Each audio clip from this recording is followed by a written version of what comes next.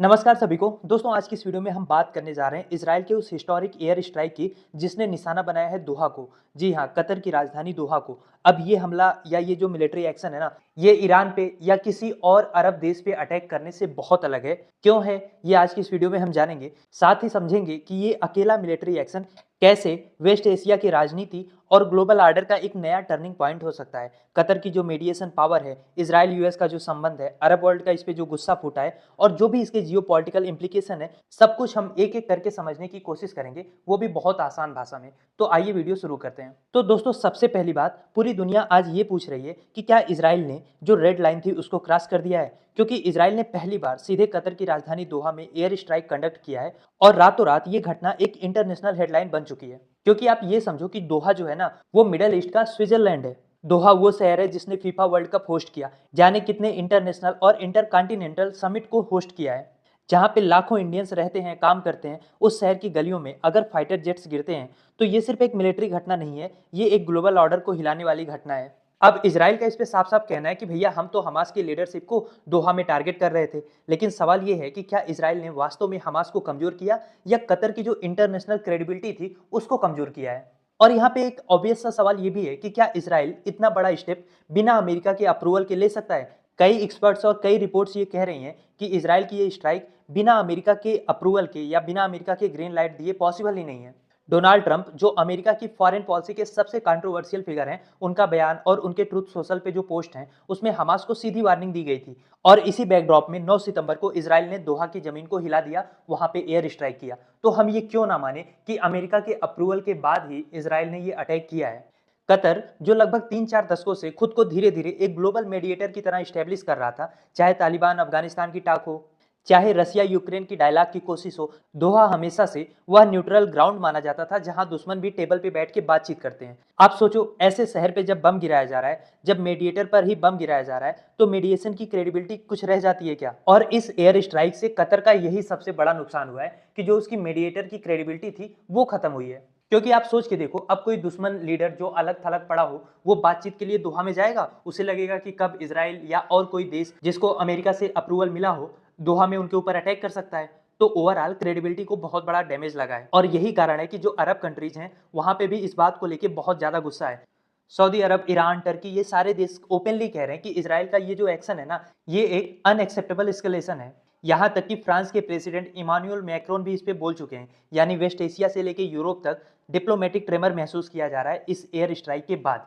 अब यहाँ पे एक सवाल और आता है कि क्या कतर के पास कोई एयर पावर नहीं है? क्या उनके पास अपना कोई एयर डिफेंस सिस्टम नहीं है जिससे वो इजराइल से आ रही मिसाइलों को ऊपर ही शूट डाउन कर देते? तो इसका जवाब ये है कि भैया, कतरी एयरफोर्स कोई कमजोर ताकत नहीं है। इनके पास भी 36 रफाल जेट्स हैं, 24 यूरो फाइटर टाइफून है जो यूरोपियन कंसोर्टियम का एक प्राइड फाइटर जेट है। इसके अलावा करीब 30 से ज्यादा बोइंग F-15X, जिन्हें अमेरिकन डिफेंस सिस्टम ने बनाया है, वो भी इनके पास है। और 30 लाख से कम की पॉपुलेशन वाले इस देश के लिए इतना air asset world class level का आप कह सकते हो। ऊपर से पैट्रियट एयर डिफेंस सिस्टम भी है और यहाँ पे यूएस सोल्जर्स खुद बेस बना के डिप्लॉय रहते हैं। तो ये सवाल तो उठेगा ना कि फिर इजरायली जेट्स कैसे घुस गए दोहा के अंदर? तो यार, इसका जवाब जो एनालिस्ट बता रहे हैं, या तो देखो, यूएस का जो पेट्रियट रडार है उसको जानबूझ के ब्लाइंड कर दिया गया था ताकि इजरायली जो जेट हैं वो इजिली दोहा पे अटैक कर सकें, या फिर यूएसए ने सीधे इसको इग्नोर करने का ऑप्शन चुना और दोनों ही केस में कतर की जो सोवरेनिटी थी वो कॉम्प्रोमाइज हुई है। दूसरा सवाल ये हो सकता है कि आखिर इजराइल ने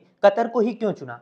क्योंकि देखो, कतर ना सिर्फ एक मीडिएशन का हब नहीं है, ये हमास समेत कई सारे इस्लामिस्ट मूवमेंट का एक सेफ हेवन माना जाता है। 1990 से ही हमास की लीडरशिप दोहा में रहती है और वहां से ऑपरेट करती है और ये पॉइंट इजराइल के लिए हमेशा से एक सरदर्द था। हाँ, लेकिन ये भी बात है कि अब तक दोहा पे टारगेट करने की हिम्मत इजराइल ने नहीं की थी और इसीलिए बार बार ये क्वेश्चन रेज किया जा रहा है कि बिना यूएस के इजाजत के इजराइल इतनी हिम्मत कर नहीं सकता। क्योंकि रही बात हमास के लीडरशिप की दोहा में होने का, तो ये बात इजराइल को भी पता थी। एक दशक से दोहा में हमास की लीडरशिप बैठती है, वहां से ऑपरेट करती है, आज तक तो हमला नहीं किया। और रही बात कतर की, तो कतर जो है उसने डोनाल्ड ट्रंप को खुश करने के लिए क्या कुछ नहीं किया। आपको याद होगा, अभी कतर ने डोनाल्ड ट्रंप को एक लग्जरी फ्लाइंग पैलेस गिफ्ट किया था जो मिलियंस ऑफ डॉलर्स का था। कतर को उम्मीद ये थी कि अगर ट्रंप को खुश रखेंगे, ट्रंप की एडमिनिस्ट्रेशन खुश रहेगी, तो कतर की सिक्योरिटी की भी गारंटी रहेगी। लेकिन रियलिटी में क्या हुआ? अमेरिकन फाइटर जेट्स खरीदने के बावजूद ट्रम्प से कंप्लाइमेंट करने के बावजूद कतर की जमीन पे बम गिरे हैं। और इससे इंडिया को, खासकर मोदी जी को भी सीख लेनी चाहिए कि ट्रम्प के आगे झुकने का या सरेंडर करने का कोई भी मतलब निकलने वाला है नहीं। वो सरफिरा आदमी है, कहीं भी कुछ भी कर सकता है। इसलिए हमें अपने नेशनल इंटरेस्ट को ध्यान में रख के काम करना चाहिए, ना कि ट्रम्प को खुश करने की कोशिश करनी चाहिए। और ये बात समझने में, ट्रम्प को शुरुआती दौर में समझने में मोदी जी से ये चूक बहुत बड़ी हो गई। वरना फिर अमेरिका में जाके ट्रम्प के लिए रैली करना, अब की बार ट्रम्प सरकार करना, इसके बाद जो ऑपरेशन सिंदूर के दौरान सीज फायर वाला इंसिडेंट हुआ है जिसमें मोदी जी लगातार चुप रहे हैं, इसकी वजह से ट्रम्प शांत नहीं हुआ है, बल्कि उसने इंडिया को एक सॉफ्ट टारगेट समझ के और ज्यादा अटैक करना शुरू कर दिया है। तो कुल मिला जुला के कतर पे जो आज अटैक हुआ है, इससे इंडिया भी एक सीख ले सकता है कि ट्रम्प किसी का सगा नहीं है। और कतर ना एक हाई प्रोफाइल जगह है, ऐसा नहीं है कि मिडल ईस्ट का कोई गली मोहल्ला है। कतर काफी रईस देश है, दुनिया के सबसे बड़े एलएनजी एक्सपोर्टर्स में से एक है। इसकी नेचुरल गैस की सप्लाई यूरोप समेत एशिया के बड़े बड़े हिस्सों में होती है। मिडल ईस्ट में इन्वेस्टर के लिए जो सबसे सेफ जगह, जो सबसे अट्रैक्टिव देश था, वो कतर ही था। लेकिन इस एयर स्ट्राइक के बाद इन्वेस्टर ये भी सोचेंगे कि क्या दोहा सेफ है, क्या कल को इजराइल या फिर और कोई देश दोबारा बॉम्बिंग नहीं कर सकता। और जब कतर को लेके ऐसा परसेप्शन बनेगा तो वहां पे इन्वेस्टमेंट कम होगी। कतर की image as a safe hub ये बुरी तरीके से डैमेज हुई है। तो इन शॉर्ट आप ये कह सकते हो कि the attack is not just military, it's an economic earthquake. अब थोड़ा सा ना इंडिया के एंगल से इस अटैक को देखने की कोशिश करते हैं कि आखिर हमारे लिए ये न्यूज रेलेवेंट क्यों है। तो सबसे पहली बात, लाखों भारतीय वर्कर्स आज भी कतर में काम करते हैं। कंस्ट्रक्शन का, ऑयल एंड गैस में, होटल्स में, हर सेक्टर में आपको भारतीय मिलेंगे। अगर ऐसे हाल में कतर में इनस्टेबिलिटी बढ़ती है तो सबसे पहले इम्पैक्ट होगा जो वहां पे इंडियन हैं उनकी सेफ्टी पर। इसके अलावा कतर इंडिया का इंपॉर्टेंट एनर्जी सप्लायर भी है। तो दोहा पे अटैक या उसकी क्रेडिबिलिटी टूटने का सीधा असर हमारी इकोनॉमी, हमारे वर्कर्स की कम्युनिटी पर आएगा। अच्छा, यहाँ पे ना इस अटैक ने केवल कतर की क्रेडिबिलिटी नहीं बल्कि अमेरिका की रिलायबिलिटी को भी डिस्ट्रॉय किया है। इस स्ट्राइक ने सबसे बड़ा झटका दिया है यूएसए की रेपुटेशन की।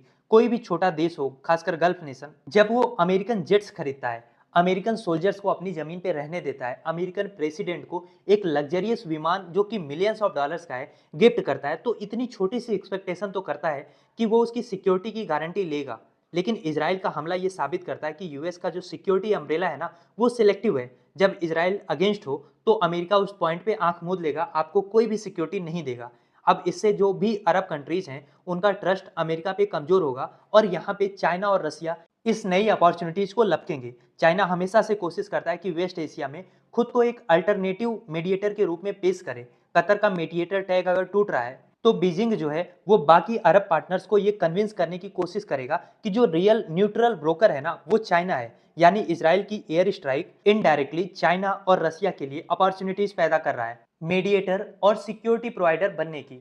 हालांकि इजराइल की इस अटैक को इंडिया के 2019 के बालाकोट स्ट्राइक से कंपेयर करके देख रहे हैं, उसके बीच में पैरेलल खींच रहे हैं, जहां हमने पाकिस्तान जो कि एक न्यूक्लियर आर्म कंट्री है उसके अंदर गहराई में जाके एयर स्ट्राइक किया था और एक न्यू नॉर्मल सेट किया था। इजराइल का दोहा पे स्ट्राइक मिडल ईस्ट में एक न्यू नॉर्मल तो सेट कर रहा है, लेकिन बालाकोट से डिफरेंस ये है कि कतर जो है वो न्यूक्लियर स्टेट नहीं है और यहाँ पे हमास की लीडरशिप को जस्टिफाई किया जा रहा है। हालांकि हमास ये कह रहा है कि हमारी लीडरशिप को इस एयर स्ट्राइक से कोई नुकसान नहीं हुआ है, हमारी लीडरशिप सेफ है।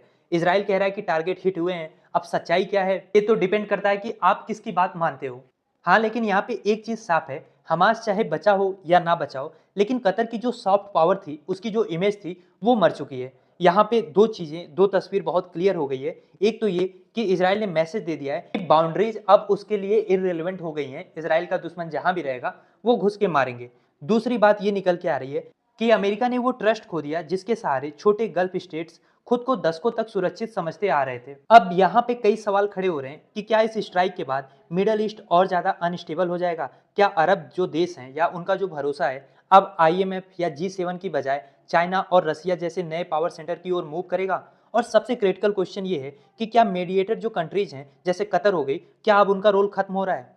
क्या सोचते हैं आप इस बारे में? लिखिए अपनी राय कमेंट बॉक्स में।